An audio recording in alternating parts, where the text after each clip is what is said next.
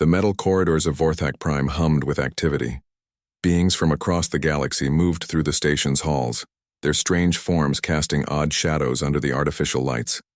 Some walked on two legs like humans, others crawled, on many limbs, and a few floated without touching the ground at all. Kim Tae-ho stepped out of the human transport ship and looked around. He wore a simple black suit, nothing fancy or decorated like the other ambassadors.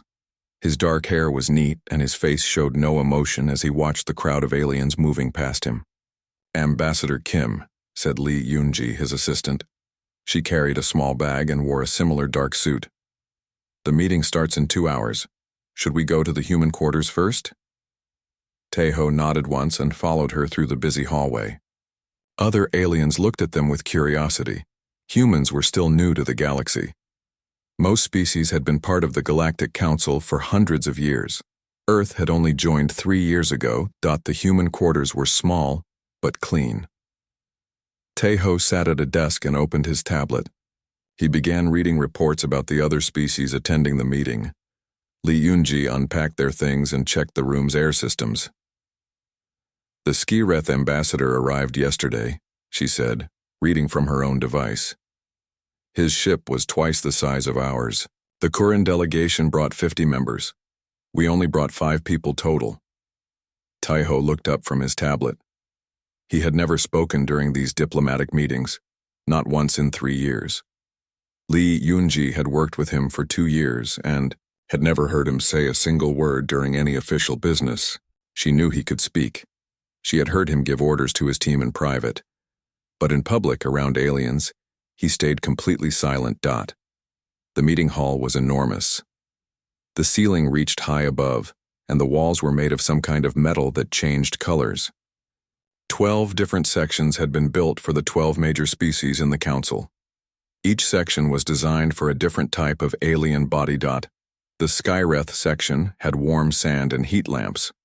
The Skyreth looked like giant lizards that walked on 2 legs. They had sharp teeth, long claws, and scales that reflected light. Their ambassador, Vexthon, was larger than most of his kind. His scales were dark green with gold patterns. The Nethys collective section was filled with crystal formations that rang like bells when touched. The Nethys were living crystals that could change their shape and color. Their representative called itself Crystal Song of Morning. It looked like a tall tower made of blue and white crystal that hummed with musical tones. The Kurin section buzzed with activity. The Kurin looked like giant insects with 4 arms and wings. They worked together like a hive mind. Their ambassador, Buzz Killer Prime, was the size of a small car and had mandibles that could cut through metal. Each species had their own translator, device that changed their words into sounds other species could understand. Some spoke with clicks and whistles, others with electrical pulses or chemical smells. The translators made it possible for all of them to communicate. Tai-Ho walked to the human section. It was simple compared to the others, just chairs and tables made for human bodies. He sat down and placed his tablet on the table. His translator device sat beside the tablet, turned off. It had never been turned on during any meeting. Lee Yoon-ji and the other human observers, Park Min-ho and Choi So-young, sat in a viewing area above the main floor. They could watch everything but could not speak during the official meetings. Chancellor Voidwalker Eternal called the meeting to order. The Chancellor belonged to the Umbral Dominion, the species that owned this station. They looked like living shadows that could take solid form when needed. The Chancellor's voice came from everywhere and nowhere at once. "Welcome, representatives of the Galactic Council," the Chancellor said. "We gather today to discuss trade routes, territorial disputes, and matters of galactic peace." The first speaker was Vexthon from the Skyreth Empire. He stood up on his powerful legs and looked around the room with cold yellow eyes. "The Skyreth Empire claims the Outer Rim systems," he said, his voice deep and threatening. "These systems belong to us by right of strength. Any species that tries to stop us will face our claws." Crystal Song of Morning began to vibrate, creating musical tones that the translator changed into words. "The Outer Rim systems contain crystal formations sacred to our people. The Skyreth have no right to these worlds. We will defend them with harmonic force." Buzz Killer Prime's wings buzzed loudly.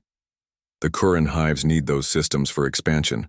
Our population grows and we must have new worlds. We will fight anyone who stands in our way. Other ambassadors began shouting and making threatening sounds. The Terra Consortium, bird-like creatures with metal beaks, screeched about hyperspace routes. The Xelon Federation, beings made of living energy, sparked with electrical anger. Through all of this, Tejo sat quietly. He made notes on his tablet, recording what each species said and how they acted. His face showed no emotion. He did not react when Vexthon slammed his claws on the table, or when Buzzkiller Prime released chemical signals that made other species back away. The arguing continued for hours. Each species demanded things from the others. Old wars were mentioned. Ancient grudges were brought up. The translator devices worked overtime, turning angry roars, musical threats, and chemical warnings into words everyone could understand. The Korath Dominion will not surrender the mining. Rights, growled one ambassador who looked like a living rock formation. The Yelak swarms require those resources for our young, clicked another whose body was covered in moving tentacles. The room grew hotter as tempers rose. Some species began showing physical signs of aggression. The Skyreth extended their claws. The Kurin released more chemical signals. The Nethys began to glow with dangerous light. Tai-Ho continued taking notes. He observed how each species moved when angry, what sounds they made, how they positioned their bodies for fighting. He wrote down everything, but he did not speak. Li Yunji watched from above. She had seen this pattern before in other meetings. The aliens would argue and threaten each other for days. Sometimes they would reach agreements. Sometimes they would leave angry and start small wars in space. But they always ignored the human representative. At first, the other species had tried to get Tai-Ho to speak. They asked him questions about human opinions on trade or territory. He would just look at them calmly and return to his notes.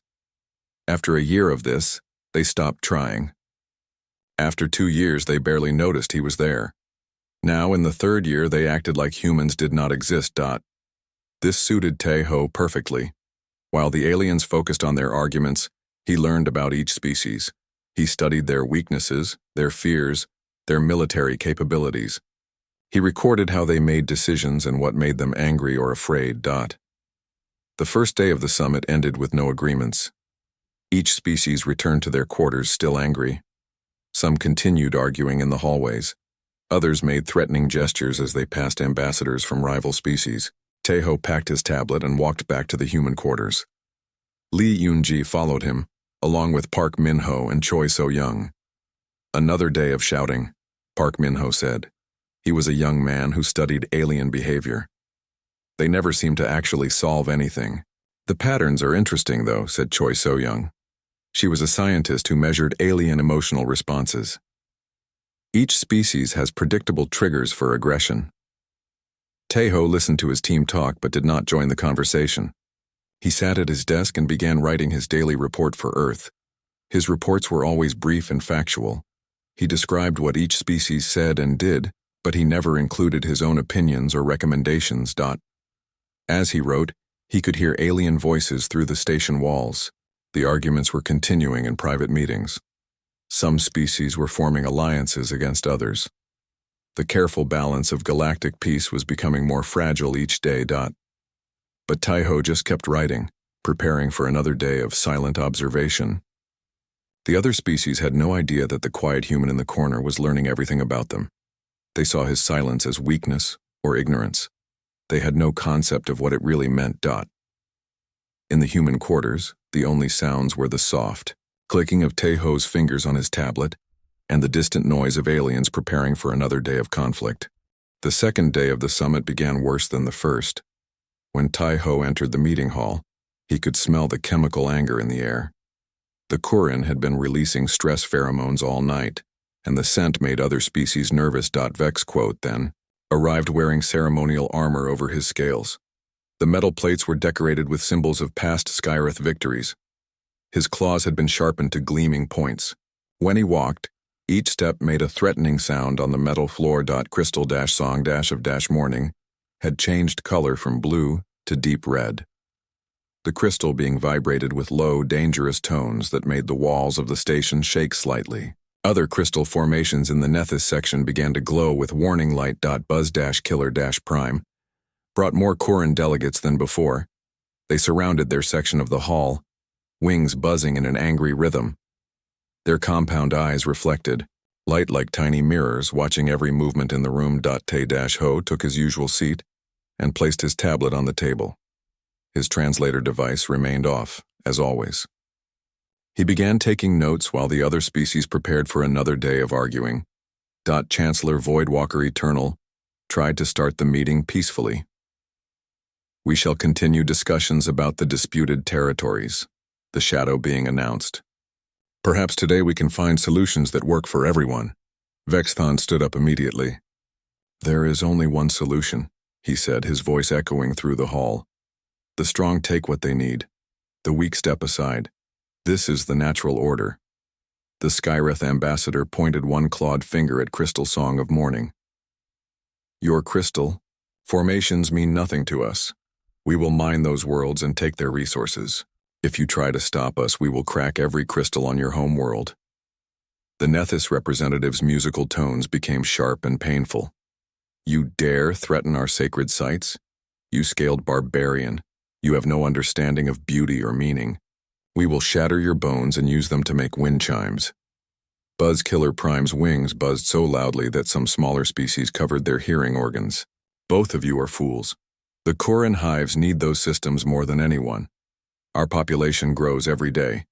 We will swarm over both your territories if we must." The Tarok ambassador, a bird-like creature named Sharp Beak of Storms, screeched angrily. "The hyperspace lanes through those systems belong to us. We have used them for trade for 300 years. Any species that blocks our ships will face our fleet." Other species began joining the argument. The Korath Dominion demanded mining rights. The Yilak swarms wanted the systems for their breeding grounds. The Zelon Federation claimed the energy sources belonged to energy-based life forms only. Li Yunji watched from the observation deck above. She had never seen the aliens this angry before. Usually they argued and made threats, but this was different. This felt like they were actually preparing for war. "Look at their body language," whispered Park Minho. He pointed at the various species below. "The Skyreth are showing all their threat displays. The Corin are releasing combat pheromones. Even the peaceful species are showing aggression." Choi So-young checked her instruments. "I'm reading massive stress hormone spikes from every species in the room. Their fight-or-flight responses are all activated." Down in the main hall, the threats were becoming more specific. Vexthon described exactly how Skyreth forces would attack crystal formations. Buzz-Killer Prime explained how Corin swarms could overrun enemy planets in days. Sharp Beak of Storms talked about bombing runs and orbital strikes. The Chancellor tried to restore order. "Please, representatives, let us speak of peace and cooperation. War benefits no one." "War benefits the victors," Vexthon replied. He extended his claws fully, each one gleaming like a metal blade. "And the Skyreth always win." Crystal Song of Morning's vibrations became so intense that cracks appeared in some of the walls. "We will sing the death songs of your entire species. Every Skyreth world will hear our morning music as we destroy everything you have built." The smaller species began backing away from the larger, more aggressive ones. The Kalani Collective, who looked like walking flowers, gathered their petals close to their bodies in fear. The Nexar Union, beings made of living metal, began forming defensive shapes. But the three most powerful species, the Skirith, the Nethys, and the Corin, continued making threats. Ancient treaties were declared void. Trade agreements were cancelled. Military alliances were announced and broken within minutes. Through all of this chaos, Te-Ho continued writing. His fingers moved steadily across his tablet, recording every threat, every alliance, every sign of weakness or strength. His face remained calm, showing no reaction to the violence being discussed around him. The arguing lasted for hours. Species that had been allies for centuries turned against each other. New enemies were made over trivial disputes. The careful, Balance that had kept galactic peace was falling apart completely. The Outer Rim War starts today, declared Vexthon. Any species found in Skirith territory will be destroyed without warning. The Crystal Song of Death begins now, responded Crystal Song of Mourning. We will harmonize with destruction itself. The Great Swarm rises, announced Buzzkiller Prime. We will consume every world that stands in our way. Other species began taking sides. Some joined with the Skyreth for protection. Others allied with the Nethys for their advanced technology. A few chose to support the Korean because they feared being overrun by swarms. The Chancellor made one last attempt at peace. Representatives, please consider what you are saying. These wars will destroy millions of lives. Entire civilizations could fall. Then they should have been stronger, Vexthon said. He looked around the room with cold yellow eyes. Only the strongest species deserved to survive. Several smaller species began leaving the hall. They had heard enough threats and wanted to return to their home systems to prepare defenses. Others sent emergency messages to their fleets, calling for military support. Li Yunji felt sick watching the breakdown of galactic peace. This is really happening, she whispered. They're actually going to start wars over those systems. Park Minho shook his head. 3 years of diplomatic progress destroyed in 2 days of arguing. Choi So-young looked at her readings again. Their aggression levels are still climbing. Some of these species are entering berserker states. Their rational thinking is shutting down. In the main hall, weapons began appearing. Vexthon drew ceremonial claws that were actually sharpened weapons. Buzzkiller Prime's mandibles extended to fighting position. Crystal Song of Mourning began glowing with energy that could shatter steel. The Chancellor's shadow form grew larger, trying to intimidate the other species into stopping. Weapons are forbidden in this hall. I command you to maintain peace. Your commands mean nothing now, Vexthon said. The time for talk is over. Other species began showing their own weapons. Energy weapons, bioweapons, devices that could alter gravity or time itself. The meeting hall, designed for peaceful discussion, was becoming an arena for potential combat. Some aliens were already calculating battle plans. Others were sending final messages to their home systems. The smell of fear and aggression filled the air as various species prepared for the wars that seemed inevitable. Through everything, Tae-ho sat quietly in his chair. He observed each weapon, noted each threat, recorded every alliance and betrayal. His tablet contained detailed information about every species' military capabilities, their fears, their weaknesses. But he still had not spoken a single word. The human observers above began to worry. Should we evacuate? Li Yunji asked. If fighting breaks out here, we could be caught in the crossfire. Park Min-ho looked down at Tae-ho. He's not moving. He's just sitting there like nothing is happening. The aliens below were now minutes away from actual violence. Ancient instincts were taking over rational thought. The meeting hall filled, with the sounds of weapons being prepared and war cries in a dozen different languages. And still the human ambassador sat in silence, watching it all unfold with calm, dark eyes. The moment came suddenly, like a breaking point that no one could see until it was too late. Vex quote, then raised his ceremonial claws high above his head. The sharp metal caught the hall's lights, creating flashing reflections on the walls. The Skyreth Empire declares war on all who oppose us, he roared, starting with the Crystal Singers. Crystal Song of Mourning's entire body began to glow with deadly energy. The harmonic vibrations coming from the crystal being were so intense that metal objects in the room started to crack. Then hear our final song, Lizard. It will be the last music your species ever experiences. Buzzkiller Prime's wings spread wide, filling the air with the sound of 1,000 angry insects. Chemical signals poured from his body, making other species back away in fear. The great swarm will feast on both your corpses. Your worlds will become nurseries for our young. The 3 most powerful species in the galaxy were seconds away from actual combat. Other aliens scrambled to get out of the way or drew their own weapons to join the fight. The careful order of the Galactic Council was about to explode into chaos. Sharp beak of storms screeched a war cry that made several smaller species cover their hearing organs. The Korath ambassador's rocky body began to glow with internal heat. Even the peaceful Kalani collective started producing poisonous spores from their flower-like bodies. Li Yunji gripped the railing of the observation deck. "They're really going to fight right here, right now," she whispered. Park Minho was recording everything on his device. The breakdown of galactic civilization happening live in front of us. Choi So-young's instruments showed readings she had never seen before. Every species in that room is in full combat mode. Their brains are running on pure instinct now. Chancellor Voidwalker Eternal tried one last time to stop the violence. The shadow being's form expanded to fill a large part of the hall, but even this impressive display had no effect on the enraged aliens. "Stop this madness," the Chancellor commanded. "You will destroy everything we have built." "Good," Vexthon replied, his claws catching the light again. "The old order was weak. The new order will be built on strength alone." The Skyreth ambassador took a step toward Crystal Song of Morning. The crystal being's glow became blinding. Buzzkiller Prime's mandibles clicked together like weapons being loaded. And then, something unexpected happened. Kim Tae-ho stood up. It was such a simple movement, but in that moment of extreme tension, every eye in the room turned to look at him. He had been so quiet, so invisible for so long that his movement seemed shocking. He placed his hands flat on the table in front of him.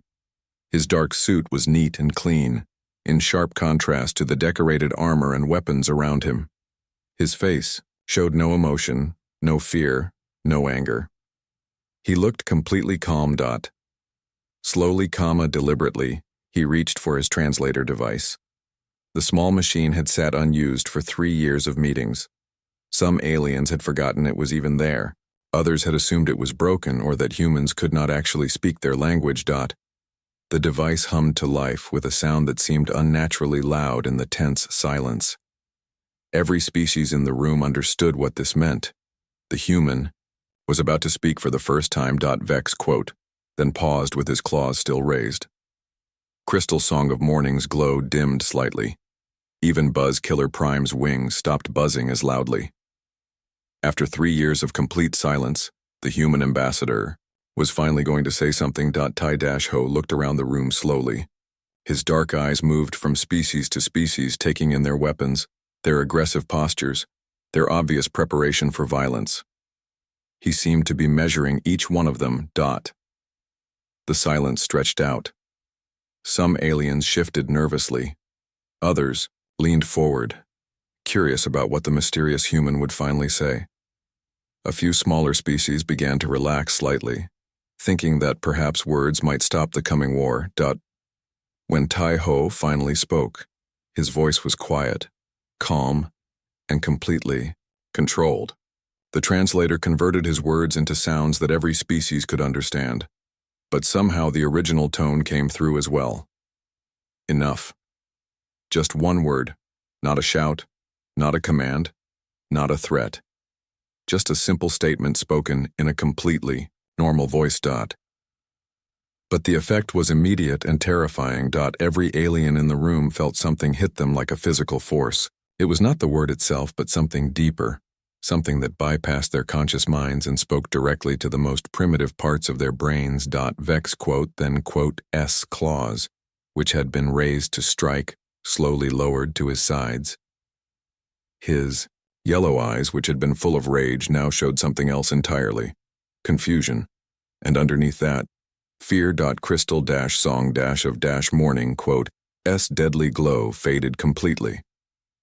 The crystal being's vibrations changed from threatening to uncertain, like musical notes that had forgotten their melody. Buzz Killer Prime quote, S wings stopped buzzing entirely. His chemical signals, which had been pumping out aggression and dominance, suddenly smelled different. Other insects in his delegation began backing away from him, sensing weakness where there had been strength. The other species throughout the hall had similar reactions. Weapons were lowered without conscious thought. Aggressive postures relaxed into defensive ones. The smaller species who had been preparing to fight or flee found themselves breathing easier for the first time in hours. But none of them understood why. The word enough was simple in every language. They all knew what it meant. But when the human said it, something else came through. An authority so absolute that their bodies reacted before their minds could process what was happening. Sharp, dash beak, dash of dash storms, folded his wings against his body. The Korath ambassador's internal heat began to cool. Even the Xelon Federation representative, who was made of pure energy, seemed to dim and become less threatening. From the observation deck, Lee Yunji watched in amazement. "What just happened?" she whispered. Park Minho checked his recordings. "I don't know, but every alien down there just went from full aggression to something else." Choi So-young stared at her instruments in disbelief. "This is impossible. Every species in that room just had their stress hormones drop to almost zero. Their fight-or-flight responses shut down completely." After speaking his single word, Taeho calmly sat back down. He picked up his tablet and returned to taking notes as if nothing unusual had happened. His translator device powered down with the same quiet hum it had made when starting up. The hall remained silent. No one seemed to know what to do next. The weapons were still there, but no one wanted to use them anymore. The territorial dispute still existed, but they no longer seemed worth fighting over. Vex then looked down at his claws with confusion. Moments before, he had been ready to tear apart anyone who opposed him. Now the thought of violence made him feel wrong. Somehow. Crystal song of morning tried to vibrate with threatening tones again, but the sounds came out weak and uncertain. The crystal being could not understand why its natural aggression had simply disappeared. Buzz Killer Prime attempted to release more combat chemicals, but his body would not obey. Instead, his systems were producing submission pheromones, something he had never experienced before in his life. The Chancellor, still expanded to full size, began to speak. Perhaps we should take a break. Give everyone time to think about what we have discussed." But no one moved. They all remained frozen in place, staring at the human who had returned to his quiet note-taking as if nothing had changed. Yet everything had changed. The war that had been about to start was forgotten. The violence that had seemed inevitable was now unthinkable, all because of one word spoken by a being they had ignored for 3 years. And Taeho just kept writing, his face showing no emotion, as if he had not just done something that would be remembered by every species present for the rest of their lives. The silence that followed was unlike anything the Galactic Council had ever experienced. It was not the quiet of peace or the pause between arguments. It was the absolute stillness that comes when every living being suddenly realizes they are in the presence of something they do not understand. Tai-Ho continued writing on his tablet, his fingers moving steadily across the surface. The soft clicking sound seemed impossibly loud in the dead silence of the hall. Every alien present could hear each tiny noise he made, the scratch of his stylus, the quiet breath through his nose, even the faint rustle of his clothing when he shifted position. Vex then stood frozen with his claws still partially extended. The Skireth ambassador tried to remember why he had been so angry, but the rage that had filled him moments before was completely gone. In its place was something he had never felt before, uncertainty about his own strength. He looked at his claws, weapons that had carved through armor and bone in countless battles. They seemed smaller now, less threatening. When he tried to extend them fully again, his body would not obey. Some deep instinct told him that showing weapons near the human was a very bad idea. Crystal song of morning attempted to create threatening vibrations again. The crystal being focused all its energy on producing the harmonic frequencies that could shatter metal and break minds. But instead of the powerful, deadly tones it expected, only weak, confused sounds emerged. The other crystals, in the Nethys section, which had been glowing with combat energy, began to dim. The musical harmony that connected all Nethys beings carried a new message. Not aggression or dominance, but something much more primitive. Fear. Buzz Killer Prime was having the strangest experience of his collective existence. The Curran Hive. Mind, which had been focused on expansion and domination, was now sending completely different signals through their shared consciousness. For the first time in their species' history, every Curran in the room was producing submission chemicals. Their wings, which had been buzzing with aggressive energy, now hung limp against their bodies. Even their compound eyes, designed to track prey and enemies, kept looking away from the human. The smaller species were affected too, but in a different way. The Kalani collective, who had been preparing defensive poisons, found their flower-like bodies relaxing into peaceful configurations. The Nexar Union's metal forms stopped creating weapon shapes and returned to their neutral appearance. From the observation deck, the human team watched in complete confusion. "I need to check my instruments," Choi So-young whispered. "These readings cannot be correct." She ran scan after scan on the aliens below. Every measurement showed the same impossible results. Stress hormones that had been at dangerous levels were now almost undetectable. Fight or flight responses had completely shut down. Even the most aggressive species were showing brain patterns associated with submission and fear. "It is like someone flipped a switch in all their heads at the same time," Park Min-ho said quietly. Lee Yoon-ji was focused on a different problem. "Should we be worried? If Ambassador Tae-ho can do whatever that was to them, what does that mean for humanity's place in the galaxy?" Down in the main hall, Chancellor Void Walker Eternal was trying to understand what had happened. The Yao, shadow being, had lived for thousands of years and had witnessed many strange events, but nothing like this. "Ambassador Kim," the Chancellor said carefully, "perhaps you would like to explain your perspective on the territorial disputes?" All eyes turned to Tae-ho again. He looked up from his tablet, his dark eyes moving slowly around the room. Several aliens unconsciously stepped back when his gaze passed over them. But Tae-ho did not activate his translator again. He simply returned to his notes without saying anything. The message was clear. He had said all he intended to say. Vex, then, tried to speak, but his voice came out weak and uncertain. The Skyreth Empire. We may have been too hasty in our claims." This was shocking. The Skyreth had never shown weakness or backed down from any conflict in their recorded history. But their ambassador was actually suggesting retreat. Crystal-song-of-morning. S musical tones were barely audible now. "Perhaps the sacred crystals can be shared with proper agreements." Even more shocking. The Nethys collective had gone to war over much smaller insults to their sacred sites. Now they were offering to negotiate. Buzz-Killer-Prime S voice was almost a whisper. The Curran hives could consider alternative expansion routes. The three most powerful military forces in the galaxy were backing down from their demands. Species that had been preparing for total war minutes before were now talking about compromise and sharing. But none of them could explain why. "I feel," Vexthon started to say, then stopped. He did not have words for what he was feeling. It was not fear exactly, but something deeper. It was the recognition that he was in the presence of something that could end him without effort. "There is something about the human," Crystal Song of Morning said, its tones barely above a whisper. "When it spoke, I remembered being small." This confused the crystal being. The Nethys were immortal and had no childhood memories. They came into existence at full size and power. But somehow, when the human had spoken, Crystal Song of Morning had experienced the sensation of being tiny and helpless. Buzz-Killer-Prime S wings trembled slightly. "The hive mind is sending warnings. Signals I have never felt before. It says we are prey." This statement sent a chill through every alien present. The Curran were one of the most successful predator species in the galaxy.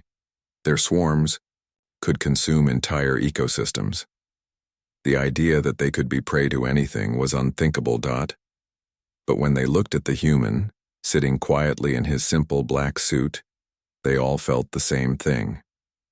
They were looking at something that hunted things like them. The strange part was that the human showed no signs of aggression. He was not threatening them or displaying weapons. He was just sitting there, taking notes. But every instinct they Head was screaming that they were in mortal danger. Sharp beak of storms. Spoke in a voice much quieter than his usual screech. My people have legends about the great hunter, a being that could end all flying things with a single call. I thought they were just stories. The Korath ambassador's rocky form was cooling rapidly. Our deep memories speak of something that could crack even the strongest stone. We buried those memories long ago.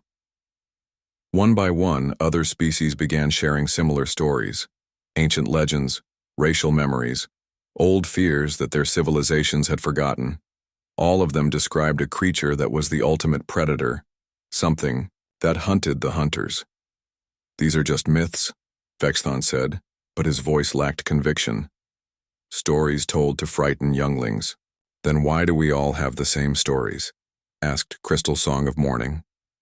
Why do species that never met before joining the council all have legends about the hunter of hunters? The Chancellor listened to all of this with growing concern. Are you suggesting that humans are the creatures from your ancient stories?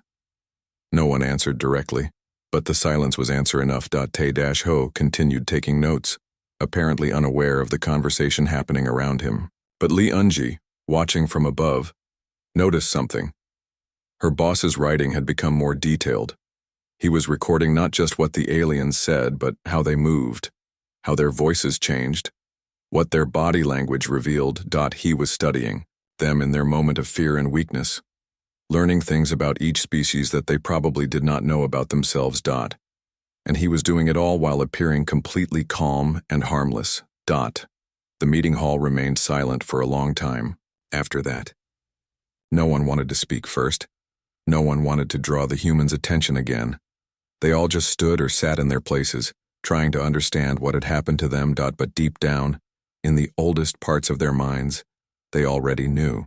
They had met their natural predator, and it had chosen for now to let them live. The summit officially ended 3 days early. No one wanted to stay on Vorthak Prime any longer than necessary.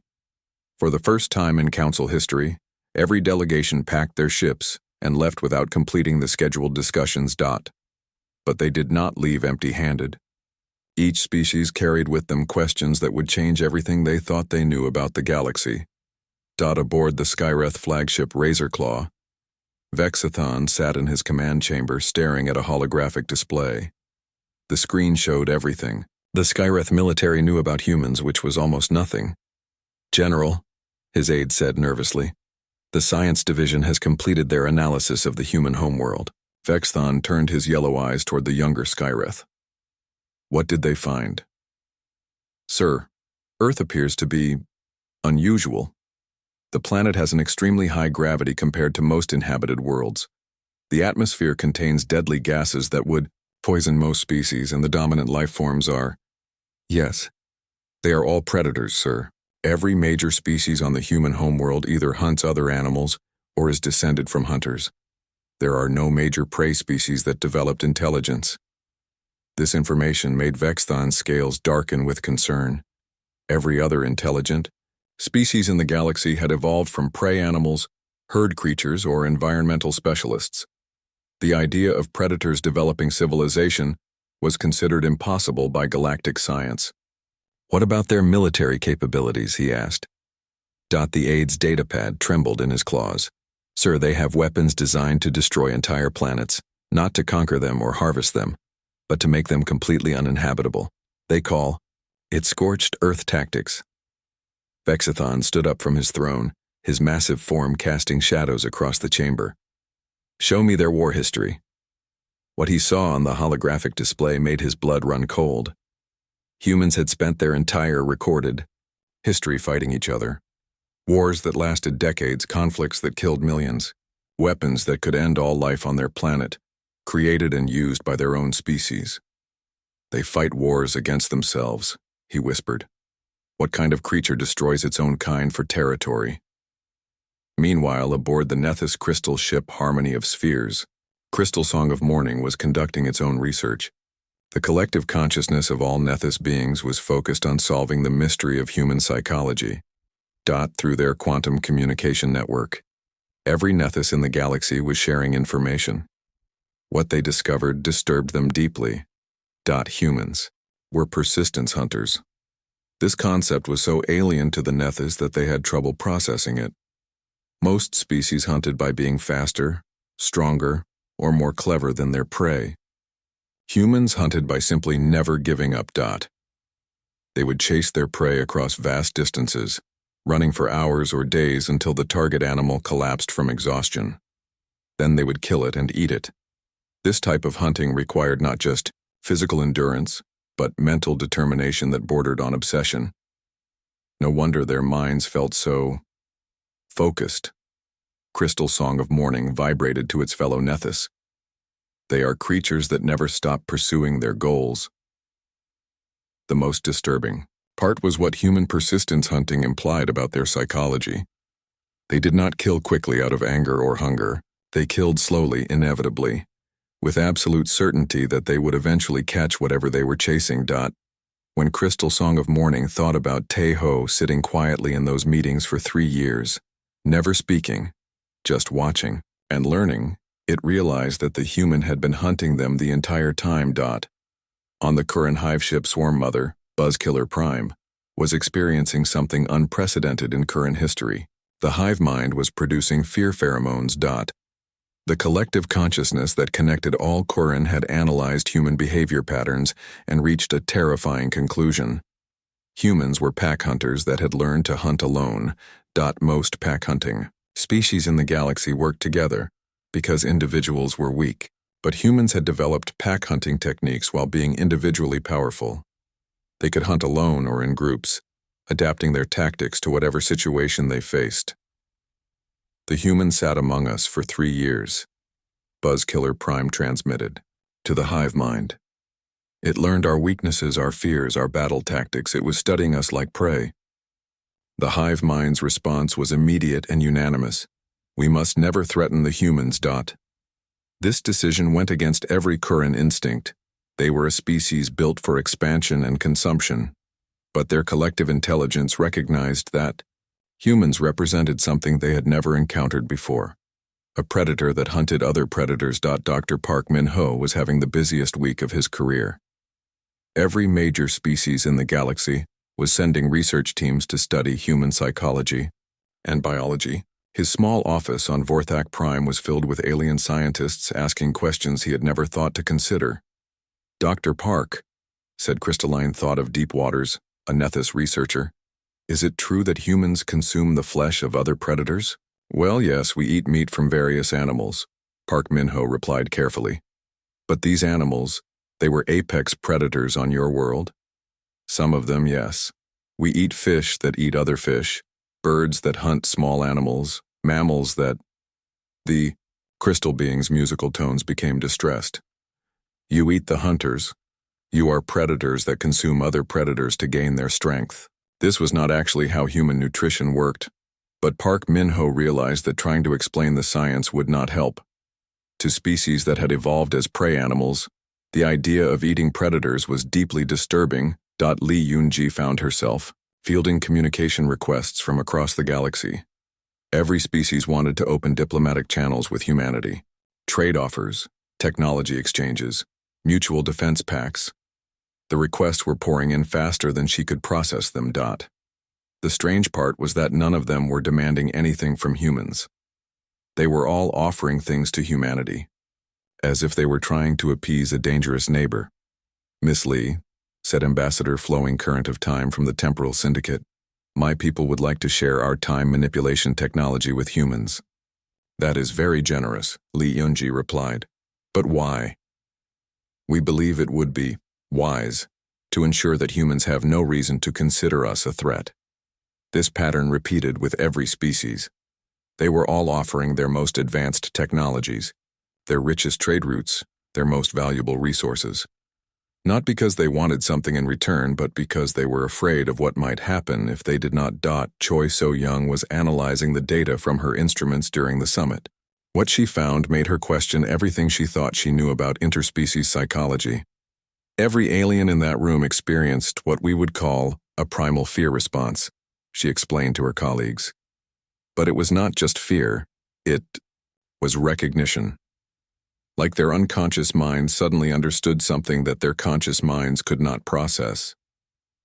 Recognition of what? Park Min-ho asked. That they were looking at their natural predator, something designed by evolution to hunt things exactly like them. Lee Yoonji thought about this, but Ambassador Taeho did not threaten them. He just said one word. That is what made it so effective, Choi So-young replied.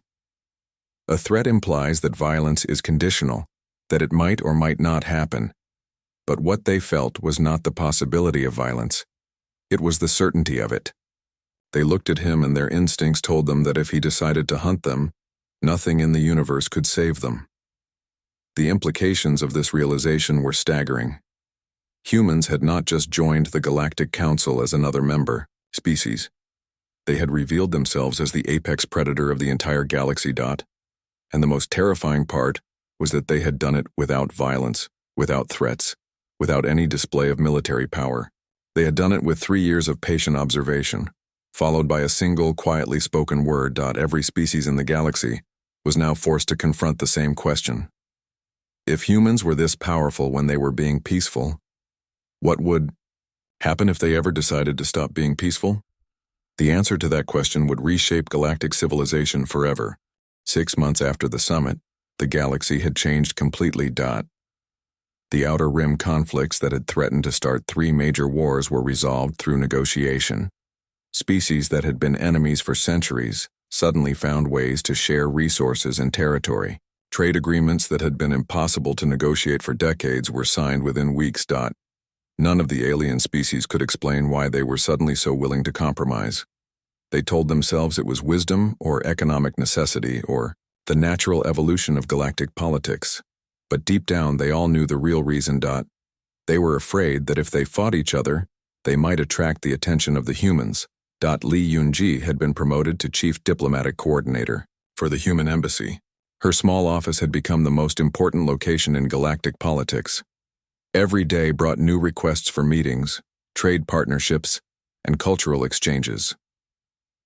Ambassador, she said to Taeho as he reviewed the latest batch of proposals.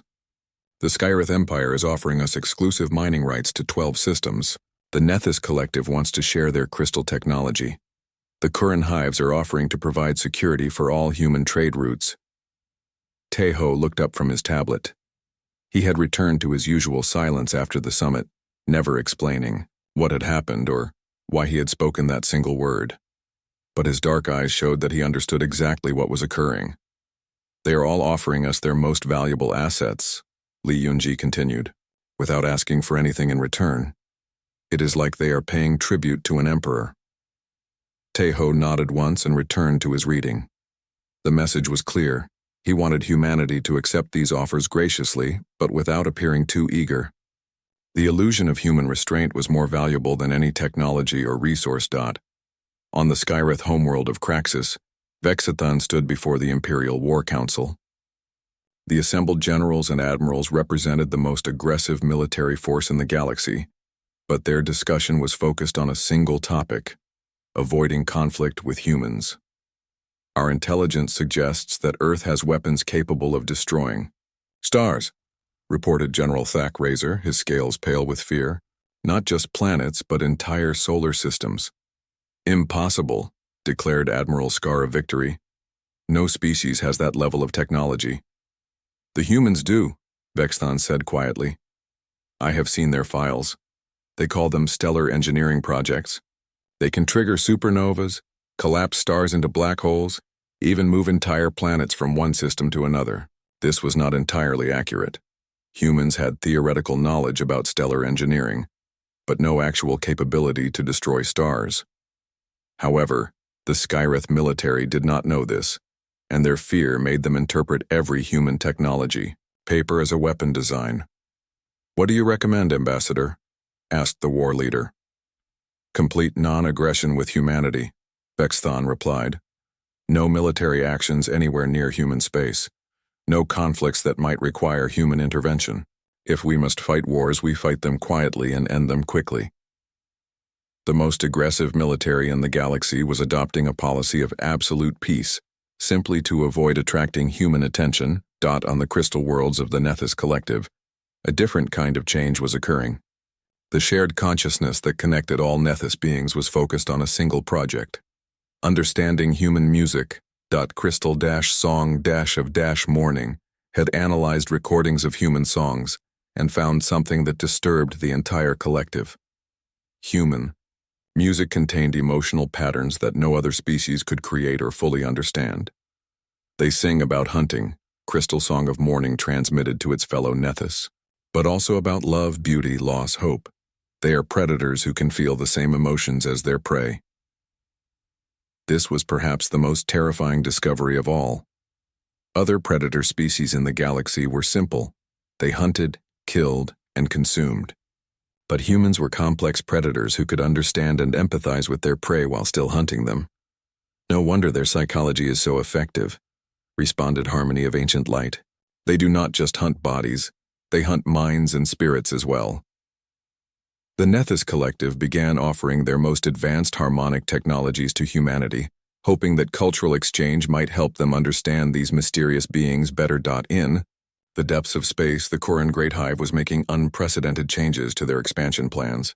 For the first time in their species' history, they were voluntarily limiting their population growth. Buzz-Killer-Prime transmitted the new directives to every hive in Koran space. No expansion toward human territory, no consumption of systems that humans might want, no conflicts that could draw human attention. The hive mind had calculated that humans represented an existential threat to the Koran way of life. Not because humans had threatened them, but because human hunting psychology was so alien that the hive could not predict or counter it.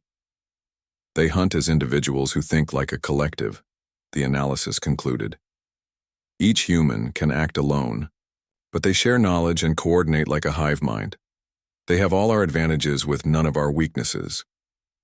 Dr. Park Min-ho published his research paper on human-alien psychology 6 months after the summit. The paper, titled Recognition, Patterns in Interspecies Fear Responses, became the most requested document in galactic academic history. The human ambassador did not threaten the alien delegates, he wrote. Instead, his single word triggered unconscious recognition patterns that exist in all prey-evolved species. These patterns recognize the presence of an apex predator and respond with appropriate survival behaviors. The paper explained that most intelligent species had evolved from prey animals that survived by recognizing and avoiding predators. When they encountered humans, these ancient instincts activated automatically. The fascinating aspect, Park Min-ho continued, is that this recognition occurs below the level of conscious thought. The alien delegates could not explain why they suddenly felt compelled to avoid conflict. Their rational minds did not understand the threat, but their evolutionary programming recognized it immediately. The paper became required reading in every xenopsychology program in the galaxy. It also served as a warning to any species considering aggressive action against humanity. Choi So-young's follow-up research focused on the long-term effects of the summit. Her data showed that galactic conflict had decreased by 70% in the 6 months following Taiho's single word. Fear of human intervention has become the most effective peacekeeping force in galactic history, she reported. Species that have been at war for centuries are negotiating settlements rather than risk attracting human attention. The irony was that humans had achieved galactic peace not through violence or threats, but through the mere possibility of violence. The galaxy's fear of human capabilities was far more effective than any actual human weapon. 1 year after the summit, Ambassador Kim Tae-ho received a special invitation. The Galactic Council wanted to award him the Order of Universal Peace for his role in ending the Outer Rim conflicts. The ceremony was held on Vorthak Prime, in the same hall where he had spoken his single word. Representatives from every major species attended, though they all maintained respectful distances from the human delegation. Chancellor Void Walker Eternal presented the award personally. Ambassador Kim, the shadow being, said, "Your words brought peace to the galaxy when war seemed inevitable." Tae-ho accepted the award politely, but did not activate his translator to give an acceptance speech. The aliens present were relieved. They had come to honor him, But they did not want to hear him speak again. After the ceremony, Li Yunji asked her ambassador about his silence. "Sir, do you ever plan to speak at another council meeting?" Taeho looked at her with his calm, dark eyes. When he answered, it was in Korean, so only the human delegation could understand. "Why would I need to speak again?" he said quietly. "They already know what I am." Li Yunji understood. The single word had not been diplomacy. It had been revelation. The galaxy had finally met its apex predator, and that predator had chosen to hunt peace instead of war. The most dangerous weapon in the galaxy was not a star destroyer or a planet killer. It was a human being who understood exactly how much damage he could do and chose not to do it. And that choice, more than any threat or display of force, had changed the course of galactic civilization forever. From that day forward, whenever conflicts arose between species, someone would always ask the same question: what would the humans think? Usually that question was enough to end the conflict before it began. After all, no one wanted to find out what would happen if the humans decided to speak again.